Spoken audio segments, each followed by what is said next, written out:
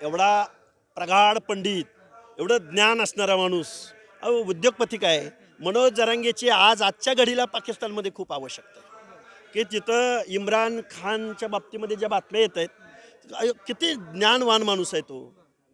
आरक्षणाचा बट्ट्याबोळ केल्यानंतर महाराष्ट्रामध्ये समाजामध्ये दुही निर्माण केल्यानंतर आज SCBCचा कट ऑफ जास्त आहे का OBCचा कट ऑफ जास्त आहे, याच्यावरती मराठा समाजातल्या विचारवंतांनी प्रशासकीय अधिकाऱ्यांनी पुढे यावं.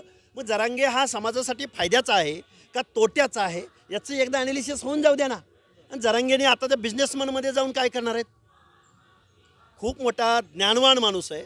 यांची कुठंतरी आंतरराष्ट्रीय इनोबिनोमध्ये कुठंतरी नेमणूक करावी. आम्ही महाराष्ट्र शासनाला तशी विनंती करू. लोक त्यांच्या ह्याला म्हणजे त्यांच्या प्रसिद्धीला बघून हे सगळं त्यांना बोलवतात.